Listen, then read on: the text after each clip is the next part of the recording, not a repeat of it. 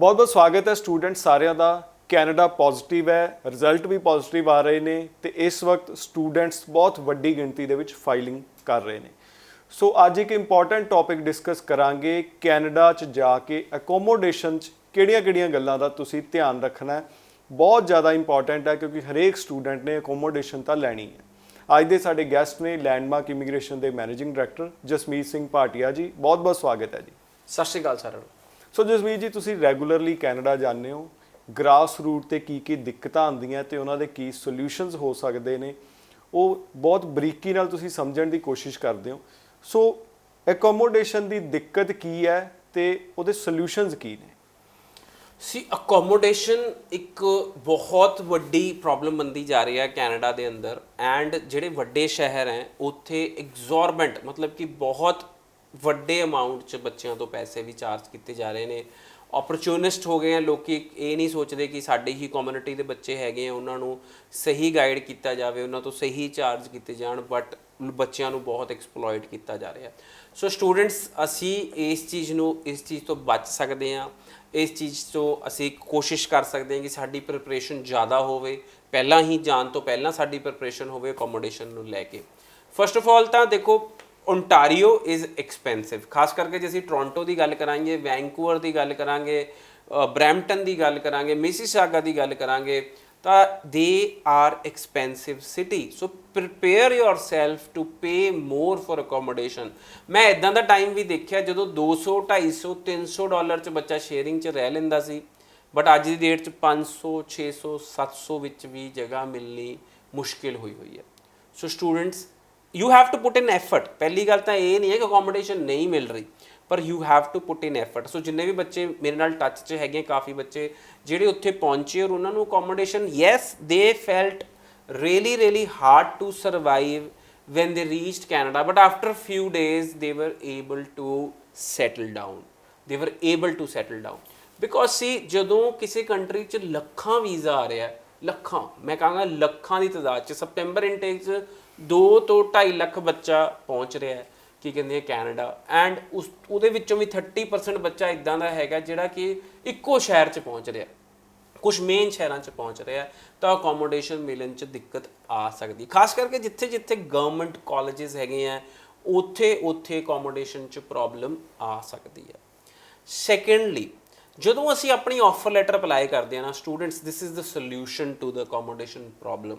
ਜਦੋਂ ਅਸੀਂ ਆਪਣੀ ਆਫਰ ਲੈਟਰ ਅਪਲਾਈ ਕਰਦੇ ਹਾਂ ਪਰਟੀਕੂਲਰ ਕਾਲਜ ਤੋਂ, ਐਂਡ ਅਸੀਂ ਪਲਾਨ ਕਰ ਲੈਂਦੇ ਹਾਂ ਕਿ ਇਸੇ ਪਰਟੀਕੂਲਰ ਅਸੀਂ ਕਾਲਜ ਜਾਣਾ ਹੈ, and suppose you get N offer letter from that college, ਤੁਸੀਂ ਉਸੇ ਟਾਈਮ ਉਸ ਕਾਲਜ ਦੇ ਇੰਟਰਨੈਸ਼ਨਲ ਡਿਪਾਰਟਮੈਂਟ ਨੂੰ ਈਮੇਲ ਕਰ ਸਕਦੇ ਹੋ, ਉਹਨਾਂ ਦੀ ਹਾਊਸਿੰਗ ਡਿਪਾਰਟਮੈਂਟ ਨੂੰ ਈਮੇਲ ਕਰ ਸਕਦੇ ਹੋ ਕਿ we are looking at college accommodation, we are looking at hostel. So ਅੱਜ ਦੀ ਡੇਟ 'ਚ ਕਾਫੀ ਸਾਰੇ ਕਾਲਜਿਸ ਦੀ ਜਿਹੜੀ ਅਕੋਮੋਡੇਸ਼ਨ ਆਲਮੋਸਟ ਫੁੱਲ ਰਹਿੰਦੀ ਹੈ, but to get a space ਤੁਸੀਂ 4-5 ਮਹੀਨੇ 'ਚ ਐਡਵਾਂਸ ਹੋ ਤਾਂ ਤੁਹਾਨੂੰ ਅਕੋਮੋਡੇਸ਼ਨ ਮਿਲ ਸਕਦੀ ਹੈ। So this is really needed an initiative from your side। See, ਜੇ ਤੁਸੀਂ ਕਹੋਗੇ ਕੋਈ ਕੰਸਲਟੈਂਟ ਤੁਹਾਡੀ ਅਕੋਮੋਡੇਸ਼ਨ 'ਚ ਹੈਲਪ ਕਰੇ, see that is possible, but problem ਕੀ ਆਉਂਦੀ ਹੈ ਸਾਨੂੰ, ਜਦੋਂ ਅਸੀਂ ਕੋਈ ਅਕੋਮੋਡੇਸ਼ਨ ਬੱਚੇ ਦੀ ਬੁੱਕ ਕਰ ਦਿੰਦੇ ਹਾਂ, ਬੱਚਾ ਕਹਿੰਦਾ ਕਿ ਮੇਰਾ ਜਿਹੜਾ ਉੱਥੇ ਰੂਮ ਪਾਰਟਨਰ ਸੀ ਉਹ ਸਹੀ ਨਹੀਂ ਸੀ, ਤੁਸੀਂ ਗਲਤ ਅਕੋਮੋਡੇਸ਼ਨ ਬੁੱਕ ਕਰਤੀ, ਮੈਂ ਉੱਥੇ ਸਟਰਗਲ ਕੀਤਾ, ਮੈਂ ਸੈਟਲ ਡਾਊਨ ਨਹੀਂ ਹੋ ਪਾਇਆ। ਸੋ ਸਟੂਡੈਂਟ, ਜੇ ਤੁਸੀਂ ਆਪੇ ਕਰੋਗੇ, you can pick and choose, you can decide and ਕਿ ਤੁਸੀਂ ਕਿੱਥੇ ਰਹਿਣਾ ਚਾਹੁੰਦੇ ਹੋ, you know it better. But ਕਿਸੇ ਕੰਸਲਟੈਂਟ ਦੇ ਥਰੂ ਹੋਸਟਲ ਨਹੀਂ ਬੁੱਕ ਹੋ ਸਕਦਾ, you have to do it yourself। So first thing is कि we can get a good hostel in particular university or college we are going in। Secondly, ਕਾਫੀ ਸਾਰੀਆਂ websites ਹੈਗੀਆਂ। ਦੇਖੋ ਅੱਜ ਦੀ ਡੇਟ 'ਚ ਬਹੁਤ ਸਾਰੀਆਂ ਵੈਬਸਾਈਟਸ ਹੈ ਜਿੱਥੇ ਰੂਮਸ ਪਾਏ ਜਾਂਦੇ ਆ। ਟੈਨੈਂਟਸ ਜਿਹੜੇ ਲੈਂਡਲੋਰਡਸ ਹੁੰਦੇ ਆ ਉਹ ਕਹਿੰਦੇ ਆ room available, this is the rent, this ਇੰਨੇ ਬੱਚੇ ਰਹਿ ਸਕਦੇ ਆ, ਇੱਦਾਂ ਅਵੇਲੇਬਿਲਿਟੀ ਹੈਗੀ। We should start preparation 3-4 months before going to that college। So students, then you will have idea ਕਿ ਮੈਂ ਜਿੱਥੇ ਕਾਲਜ 'ਚ ਰਹਿਣਾ ਉਹਦੇ ਆਸੇ ਪਾਸੇ ਕੀ ਰੈਂਟ ਚੱਲ ਰਿਹਾ, ਐਂਡ ਯੂ ਆਰ ਪ੍ਰੀਪੇਅਰਡ। ਹੁਣ ਬੱਚੇ ਉੱਥੇ ਪਹੁੰਚਦੇ ਆ, GIC ਦੇ ਪੈਸੇ ਨਿਕਲੇ ਨਹੀਂ, ਇੱਥੋਂ ਪੇਰੈਂਟਸ ਨੇ ਪੈਸੇ ਦਿੱਤੇ ਨਹੀਂ, ਇੱਦਾਂ ਦੇ ਸਿਨੈਰੀਓ ਵੀ ਹੈਗੇ ਆ, ਔਰ ਉੱਥੇ ਜਾ ਕੇ ਅਕੋਮੋਡੇਸ਼ਨ ਕਿੱਦਾਂ ਮਿਲਣੀ ਸੀ? ਅਕੋਮੋਡੇਸ਼ਨ ਤਾਂ ਪੈਸੇ ਨਾਲ ਹੀ ਮਿਲਣੀ ਹੈ। ਔਰ ਜਿਹੜੇ ਰਿਸ਼ਤੇਦਾਰ ਕੋਲ ਗਏ ਆ, ਜਿਹੜੇ ਫਰੈਂਡ ਕੋਲ ਗਏ, ਉਹਨੇ ਕਿਹਾ ਯਾਰ ਬੀਬਾ ਮੈਂ ਤੈਨੂੰ 3 ਦਿਨ ਰੱਖਣਾ ਸੀ, ਹੁਣ ਆਪਣਾ ਓਕੇ ਆਪਣਾ ਹਿਸਾਬ ਕਿਤਾਬ ਕਰ ਲਓ। ਸੋ ਪਲੀਜ਼ ਜੇ ਤੁਸੀਂ ਆਪਣੇ ਰਿਸ਼ਤੇਦਾਰ ਜਾਂ ਦੋਸਤ ਦੀ ਮਦਦ ਲੈ ਰਹੇ ਹੋ ਤਾਂ ਉਹਨੂੰ ਪੱਕੇ ਪੈਰੀ ਕਰਕੇ ਜਾਓ ਕਿ ਜਦ ਤੱਕ ਮੈਨੂੰ ਅਕੋਮੋਡੇਸ਼ਨ ਨਹੀਂ ਮਿਲਦੀ ਤੁਸੀਂ ਰੱਖੋਗੇ। ਇਹ ਨਹੀਂ ਹੋਏਗਾ ਕਿ ਜੇ ਮੈਨੂੰ ਅਕੋਮੋਡੇਸ਼ਨ ਨਹੀਂ ਮਿਲੀ ਤਾਂ ਮੈਂ ਕਿੱਥੇ ਜਾ ਕੇ ਰਵਾਂਗਾ। ਇਹ ਕਾਮਨ ਪ੍ਰੈਕਟਿਸ ਹੈ ਜੀ, ਇਹ ਹੁੰਦਾ ਹੈ। ਬਿਲਕੁਲ ਇਦਾਂ ਹੀ ਕਿੰਨੀ ਦੇਰ ਹੁੰਦਾ ਕੀ ਹੁੰਦਾ? ਬਿਲਕੁਲ ਇਦਾਂ ਹੀ ਹੁੰਦਾ ਹੈ ਅੱਜ ਦੀ ਡੇਟ 'ਚ। ਕੀ ਕਹਿੰਦੇ ਬਹੁਤ ਲੋਕ ਕਹਿੰਦੇ ਆ ਕਿ ਤੁਸੀਂ ਸਾਡੇ ਕੋਲ ਆ ਕੇ ਰਹਿ ਲਓ, ਬਟ ਜਦੋਂ ਬੱਚਾ ਉੱਥੇ ਪਹੁੰਚਦਾ ਹੈ ਫਿਰ ਉਹਨੂੰ ਲੱਗਦਾ ਕਿ ਇਹਦਾ ਆਪਣਾ ਸ਼ੈਡਿਊਲ ਹੈ, ਬੱਚੇ ਨੇ ਪੜ੍ਹਨ ਜਾਣਾ ਹੈ, ਬੱਚੇ ਨੇ ਕੰਮ ਕਰਨ ਜਾਣਾ ਹੈ। ਐਂਡ ਬੱਚਾ ਦੇਖੋ ਅੱਜ ਦੀ ਡੇਟ 'ਚ ਸਾਰੇ ਬੱਚੇ ਆਪਣੇ ਆਪ 'ਚ ਰਹਿਣਾ ਚਾਹੁੰਦੇ ਆ, ਕਿਸੇ ਦਾ ਪ੍ਰੈਸ਼ਰ ਨਹੀਂ ਝੇਲ ਸਕਦੇ। ਤੁਹਾਨੂੰ ਪਤਾ ਹੀ ਹੈ ਕਿ ਅੱਜ ਕੱਲ੍ਹ ਬੱਚੇ ਮੋਰ ਓਵਰ ਇੰਡੀਪੈਂਡੈਂਟ ਹੈ। ਸੋ ਹਰ ਕਿਸੇ ਨੂੰ ਲੱਗਦਾ ਕਿ ਠੀਕ ਹੈ ਇਨੀਸ਼ੀਅਲ ਸਪੋਰਟ ਅਸੀਂ ਦੇ ਦਿੱਤੀ 4-5 ਦਿਨ ਦੀ, ਅਸੀਂ ਏਅਰਪੋਰਟ ਤੋਂ ਲੈ ਆਏ, ਹੁਣ ਹੀ ਸ਼ੁੱਡ ਮੂਵ ਔਨ। ਠੀਕ ਹੈ, ਸੋ ਤੁਸੀਂ ਦੇਖੋ so you should be prepared on our own and everything cost money. ਖਾਣਾ ਪੀਣਾ ਕਾਸਟ ਮਨੀ, ਪਾਣੀ ਕਾਸਟ ਮਨੀ, ਉੱਥੇ ਜਿਹੜਾ ਪਾਣੀ ਦਾ ਬਿੱਲ ਵੀ ਲੱਗ ਆਉਂਦਾ, ਬਿਜਲੀ ਦਾ ਬਿੱਲ ਵੀ ਲੱਗ ਆਉਂਦਾ। ਮੈਂ ਤਾਂ ਇਹ ਵੀ ਰਿਸ਼ਤੇਦਾਰ ਨੂੰ ਕਹਿੰਦੇ ਆ ਸੁਣਿਆ ਕਿ ਤੁਸੀਂ ਪਾਣੀ ਘੱਟ ਯੂਜ਼ ਕਰੋ, ਨਹਾਓ ਜਲਦੀ ਤਾਂ ਕਿ ਬਿੱਲ ਨਾ ਜ਼ਿਆਦਾ ਆ ਜਾਏ, ਕੱਪੜੇ ਨਹੀਂ ਧੋਣੇ ਕਿਉਂਕਿ ਬਿੱਲ ਆਉਂਦਾ ਹੈ। ਠੀਕ ਹੈ, ਤੁਸੀਂ ਕੀ ਕਹਿੰਦੇ ਆ ਕਿਉਂਕਿ ਕਹਿੰਦੇ ਮਤਲਬ ਕੁਝ ਵੀ ਤੁਸੀਂ ਘਰ 'ਚ ਯੂਜ਼ ਕਰ ਰਹੇ ਹੋ it is costing money. So obviously ਜਦੋਂ ਅਸੀਂ ਕਿਸੇ ਇੱਦਾਂ ਦੇ ਦੇਸ਼ 'ਚ ਜਾਂਦੇ ਹਾਂ ਜਿੱਥੇ ਲਿਵਿੰਗ ਕਾਸਟ ਇਜ਼ ਹਾਈ, ਸੋ ਇਹ ਦਿੱਕਤਾਂ is common, very common. So you will be responsible for everything on your own. You will be responsible for everything on your own. So Airbnb ਵੀ ਇੱਕ ਇੱਦਾਂ ਦੀ ਸਾਈਟ ਹੈ but ਥੋੜੀ expensive ਹੈ। If you can afford you should book your room for 15 days in sharing on Airbnb.